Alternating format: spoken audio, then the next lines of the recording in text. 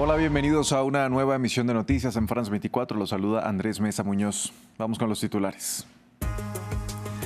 La Franja de Gaza ya no sufre de hambruna, así lo determinó un monitor mundial sobre la seguridad alimentaria, pero aclaró que la situación sigue siendo crítica. El secretario general de la ONU recibió con optimismo el informe, pero dijo que los avances son peligrosamente frágiles. Alivio financiero para Ucrania. Los líderes de la Unión Europea acordaron hacer un préstamo a Kiev por 90.000 millones de euros para financiar la guerra contra Rusia y nuevamente volvieron a dejar de lado la idea de utilizar para tales fines los activos rusos congelados. Francia empezará este 2026 sin un presupuesto. Esto luego de que los legisladores no lograran ponerse de acuerdo al respecto. El primer ministro ahora se verá obligado a buscar una ley de emergencia que permita el gasto y la recaudación de impuestos hasta que se pueda acordar un presupuesto.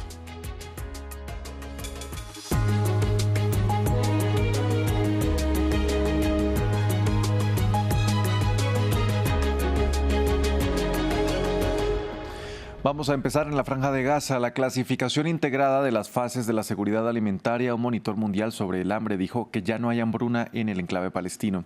Esto debido a la entrada de ayuda humanitaria que se dio tras el alto el fuego alcanzado en octubre. Sin embargo, apuntó que la situación sigue siendo crítica. Aquí los detalles.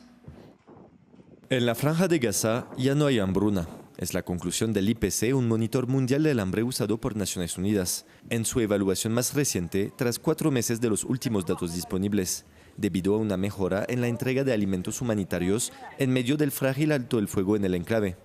Sin embargo, especifica que la situación en el territorio palestino sigue crítica. Mi hijo no es muy activo, no corre mucho ni juega con otros niños, no corre como lo hacen los demás niños. Su estatura se mantiene igual, es bajito, no está creciendo. Su cabeza es más grande que el tamaño de su cuerpo. Mi hijo sigue así, como pueden ver, no puede salir como los otros niños a jugar con ellos ni hacer nada. Hace un tiempo perdí a mi hijo. Durante 45 días sufrió la misma condición de desnutrición. Mi hija sufre de desnutrición severa y acidosis. Mi hija tiene 4 años y no pesa más de 5 kilogramos. Mi hija no camina y su crecimiento está estancado. Me di cuenta de esto hace 1 año y medio. Desde el comienzo de la guerra no hay alimentos debido al cierre de los cruces. Arjuan empezó a cansarse desde el inicio de la guerra. Arjuan estaba bien, su peso era excelente, caminaba, se movía, jugaba con sus hermanos. Todo eso se detuvo. Israel controla todos los accesos al enclave costero. Kogat, la agencia militar israelí que coordina la ayuda, ya había rechazado en agosto que hubiera hambruna en Gaza. Para que una región sea clasificada como en hambruna por el IPC, al menos 20% de la población debe sufrir escasez extrema de alimentos. Cambiamos de tema y nos vamos ahora hasta Rusia, donde el presidente Vladimir Putin participó en un programa de televisión conocido como Línea Directa, permitiéndole realizar una conferencia de prensa anual y un balance de su política, contestando a preguntas. Ucrania fue el tema dominante apenas horas después del anuncio de la Unión Europea de un préstamo para Kiev. Los detalles en el siguiente informe de Maxim Plubiné. Una línea directa donde Vladimir Putin puso a Ucrania como tema dominante. En su conferencia de prensa anual en un programa de televisión, el presidente ruso celebró el plan de paz propuesto por su homólogo estadounidense Donald Trump, que los europeos temen como una ventaja para Moscú. Putin afirmó que la responsabilidad de dar el siguiente paso hacia la paz recae en Ucrania y en Europa. El presidente Trump está haciendo esfuerzos serios para poner fin a este conflicto. Lo está haciendo con total sinceridad. La pelota está completamente en la cancha de nuestros oponentes occidentales. Una próxima fecha anunciada por Putin, las esperadas elecciones en Ucrania. El mandato de Volodymyr Zelensky expiró el año pasado, pero Ucrania, bajo la ley marcial, está constitucionalmente impedida de celebrar nuevas elecciones. Putin considera la opción de limitar los ataques contra Ucrania en caso de comicios, que incluyan a los ucranianos que radican en zonas bajo control ruso. Voy a decir algo ahora que puede resultar sorprendente. Estamos dispuestos a considerar formas de garantizar la seguridad de las elecciones en Ucrania, al menos deteniendo o absteniéndonos de realizar ataques en profundidad dentro del territorio el día de las elecciones. Putin calificó también de robo la posibilidad de que la Unión Europea utilice los activos rusos congelados como respaldo de un préstamo a Ucrania, mientras la economía rusa sufre una fuerte desaceleración. Robo no es el término adecuado. El robo es la apropiación clandestina de bienes, pero en nuestro caso están intentando hacerlo abiertamente. Es un robo a plena luz del día. Entre otras intervenciones, Putin pidió disculpas a la viuda de un soldado muerto en combate. Kiev afirma que los avances rusos son graduales y que se produjeron a costa de enormes bajas. A propósito de los activos rusos congelados, los líderes de la Unión Europea decidieron no tocar dicho dinero para Ucrania para ayudar a financiar su defensa contra Moscú y optaron por un préstamo de 90.000 millones de euros a Kiev. Para hablar de este tema saludamos hasta ahora a Mark Boyer, él es presidente de King's, el Instituto de Kiev para la Seguridad Nacional y Global, ex asesor especial para Rusia y Eurasia del general Ben Hodge y ex comandante del ejército de Estados Unidos en Europa y también es investigador principal del CEPA. Bienvenido a France 24, Mark. Buenas tardes, Andrés. Gracias por la invitación.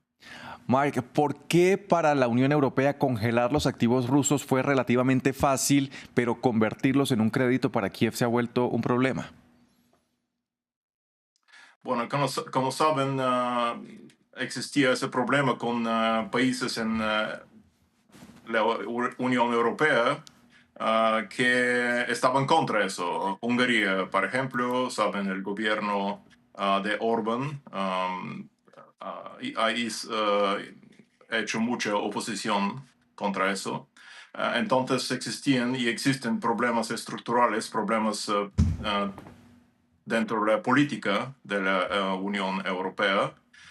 Y entonces los países que apoyan a Ucrania estaban buscando una solución alternativa y no solo los amigos de Ucrania, pero los ucranianos están muy felices, estoy seguro, que una solución se ha presentado más tarde, pero mejor tarde que nunca. Ahora, una de las negativas proviene de Bélgica, que alberga la mayor cantidad de esos activos rusos congelados y que cita cierto temor a las represalias que pueda acarrear esta acción. ¿Cuáles podrían ser estas consecuencias? Bueno, todos sabemos que Bélgica ha dicho que ese tipo de comportamiento, ese tipo de confiscación de efectivos tendrá un efecto muy negativo sobre la economía no solo de Bélgica, sino de la Europa entera. Y estaban dando ejemplos con la Segunda Guerra Mundial, con los efectivos de Alemania en aquel tiempo.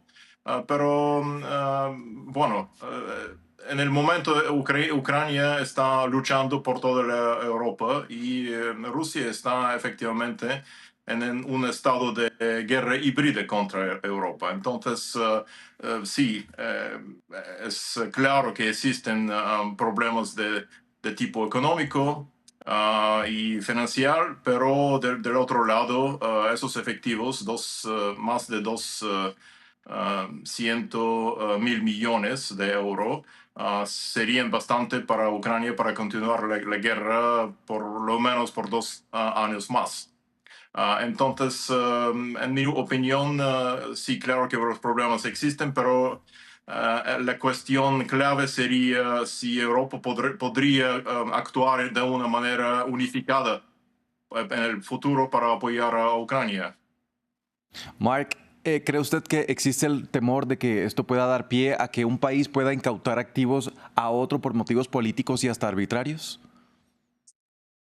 Claro, esa lógica existe, eso será y es la lógica de Bélgica y de algunos otros, pero como dije, en este caso, la estrategia política, la gran estrategia de Europa tiene que materializarse en un apoyo indefinido para que Ucrania podría recuperar sus territorios en los años que vienen. Si no, Rusia va a continuar con los países bálticos, Polonia, entonces Europa tendrá muchos más problemas que ahora. Ahora, Mark, ¿qué tendría que cambiar para que Europa revise esta decisión? para que Europa termine con la... No, para que Europa los, finalmente decida usar estos activos rusos congelados, para que cambie de opinión. ¿Qué tendría que pasar? En mi opinión, Rusia va a continuar la guerra de una manera muy fuerte. Hemos escuchado hoy la conferencia de prensa de Putin, que hablaba con mucha confianza. Entonces, estoy seguro que Rusia va a continuar con el bombardamiento de los civiles en Ucrania y también avanzar en el campo de guerra. Entonces, en un momento me parece que Europa va a decidir que ya está. Rusia continúa de luchar y no quiere paz. No quiere este acuerdo que lo propuesto el presidente Trump. Entonces, esa lógica de gran estrategia me parece que va a vencer al final y Europa va a dar esos efectivos a Ucrania para que continúe su guerra de defensa contra la agresión rusa. Sí, era Mark Boyek, presidente de King's, el Instituto de Kiev para la Seguridad Nacional y Global. Muchas gracias por hacer el análisis aquí en France 24. Gracias, Andrés. Cambiamos de tema y pasamos a la República Democrática del Congo. Desde el este del país continúa el éxodo de personas en medio de los enfrentamientos entre el ejército congoleño y el grupo armado M23, respaldado por Ruanda. Una ola de personas espera cruzar hacia países vecinos como Burundi, donde, según la Agencia de la ONU para los Refugiados, solo este mes han llegado más de 84,000 congoleños, lo que ha abrumado la capacidad de esta pequeña nación africana para responder a la situación. En Francia, el gobierno empezará este 2026 sin un presupuesto luego de que los legisladores no lograran ponerse de acuerdo sobre el proyecto de ley. Así las cosas, el primer ministro Sébastien Lecornu se verá obligado a buscar una legislación de emergencia que permita el gasto, la recaudación de impuestos y los préstamos hasta que se pueda acordar un presupuesto adecuado. El mandatario consultará este lunes con líderes de los partidos políticos cuáles serán los siguientes pasos a tomar. Espero que el gobierno proponga un proyecto de ley especial a la Asamblea y al Senado en las próximas horas. Esto permitirá al país contar con una ley transitoria hasta que se apruebe la ley definitiva, probablemente a principios de enero. Queremos dotar a Francia de un presupuesto que beneficie a nuestros conciudadanos, que también exige a las personas con mayores ingresos y a las grandes empresas contribuyan al esfuerzo de sanear las finanzas públicas. El artículo 49.3 es una herramienta a la disposición del primer ministro, pero no la aceptaremos a ningún precio. Esta comisión paritaria sobre el presupuesto fue un momento absolutamente patético, donde, de hecho, los partidos que se autoproclaman serios, expertos y garantes de las cuentas públicas admiten su incapacidad para resolver la crisis de las finanzas públicas.